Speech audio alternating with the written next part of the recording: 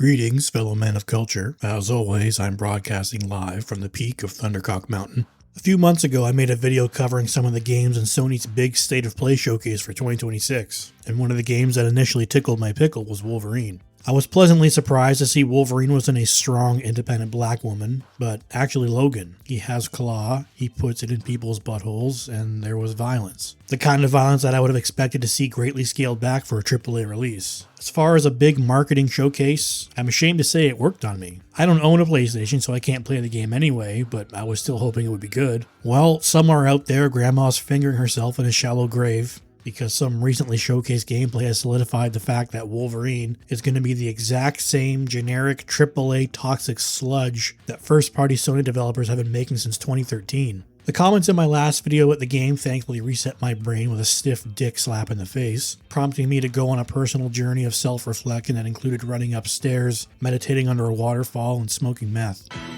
My regulars pointed out that Sweet Baby Inc. is consulting on this game. That alone guarantees Wolverine is going to be filled with masculine women, race swapping, and the main character getting cucked in his own game. But it seems it's not just the writing that's going to suck. If the recently revealed gameplay is anything to go by, Wolverine is going to be a generic Sony consumer product. It's like when off-brands and grocery stores have labels like cream cheese product or honey-flavored wheat circles for children. It's got every first-party Sony game cliche that all the little pay piggies line up at the trough to force down their putrid suckholes. Brother, may I have some oats?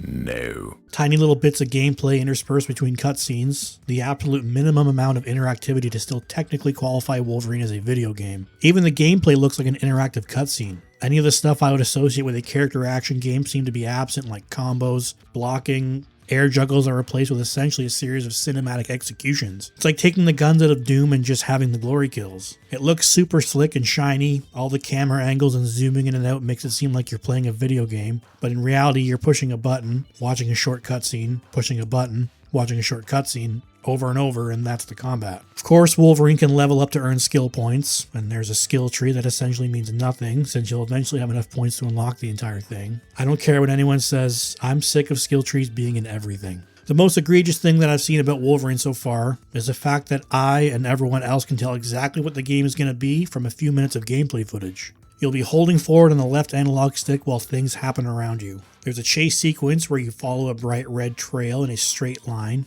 because Insomniac and Sony are so terrified of anybody messing anything up during their entire playthrough. Just hold forward on the stick, follow the dumb trail, and Wolverine will just do everything. I wouldn't be surprised if the jumping in this section is automated. What looks like the opening sequence of the game features Wolverine jumping out of a gender-neutral helicopter, doing a superhero landing, and then runs in a straight line while the game just happens. There's that infamous footage from the Game Developers Conference in 2019 that shows Sony Santa Monica designs their levels around how a player like DSP plays their games, and it looks like that applies to this game as well. Okay, so in this example, the player is exploring the hub. They've been correctly taught the shock arrow mechanic. And thanks to the design work done by Kai Zheng, they've also been told that shock arrows mean interesting themes and that there's a lot of different variety and a lot of different gameplay, right? Oh, the camera's on. The camera's been on the whole time, huh?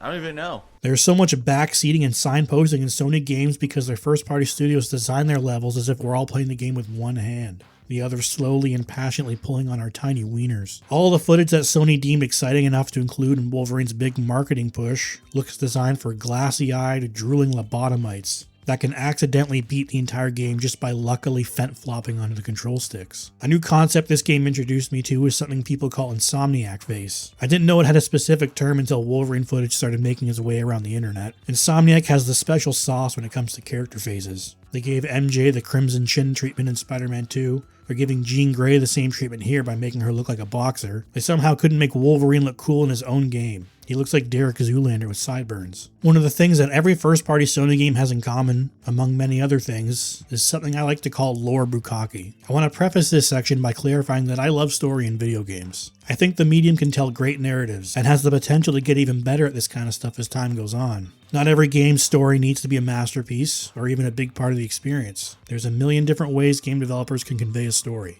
The problem with Sony games in particular is they all convey their story in the exact same way, every single game, even among entirely different studios. You walk forward from cutscene to cutscene.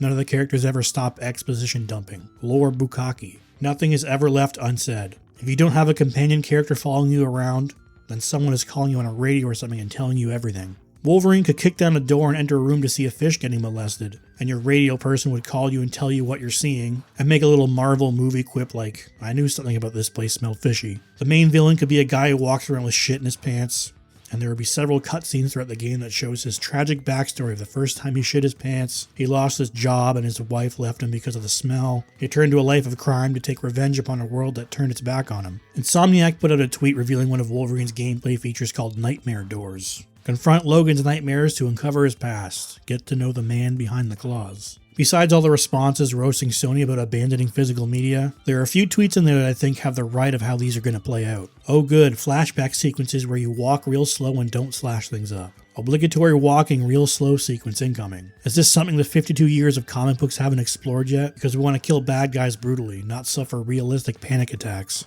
I need to wear my anti-sentinel suit. First, I need to make breakfast, followed by 10 minutes of a cooking minigame. It's like they've forgotten that video games are an interactive medium. You don't need to tell your story in the same way that movies do. Not every game needs to have straight hallways that connect cutscenes, or open areas like this bar where you slowly walk around and inspect things in the environment for the main character to comment on out loud. That shit is gay. That shit is gay. That shit is gay. There are generally beloved superhero video games from the past 25 years that will be remembered fondly forever, and they didn't have the technology to power these kinds of visuals, or Hollywood-style writing with $1 billion worth of motion capture cameras. Spider-Man for the PS1 is a light-hearted third-person action game that a lot of people consider to be the best Spider-Man game ever made. It had a fun story with some stakes without having to give the player a super serious, grim backstory to Doc Ock and why he is the way he is. Wolverine already has a game that does the character a lot of justice in terms of how the violence is portrayed in Wolverine Origins. It's not the best game ever made, but it's a miracle it turned out as solid as it did considering it's a movie tie-in game. Imagine Insomniac's Wolverine game with the budget it has, but the design philosophy of Wolverine Origins. It would be the prettiest, dumbest third-person action game of all time. I don't think Insomniac's Wolverine is going to be a complete disaster. It's going to sell well. It has shiny visuals that appeal to a massive audience. The game will do just fine. It's just disappointing that every Sony game needs to fit exactly into this specific box. They become so generic that people can see 5 minutes of gameplay and accurately predict what the entire game is going to be. This kind of movie-like cinematic approach to video games isn't exciting anymore. It was really cool to see video games make huge strides in the 360 and PS3 era in storytelling and visuals, proving that they can become essentially playable movies. But I think Sony have gone too far in that direction, and now they've hired a bunch of writers that want nothing to do with video games, but they couldn't make it in Hollywood, so they're doing their best to shove their pretentious storytelling wherever they can. Every time I make a video critical of PlayStation, I get a lot of Sony fans in my comments with sand in their vaginas, even though I think I've made fun of Microsoft more overall. But even Sony fans have to admit at this point, this copy-paste game design and storytelling is getting stale.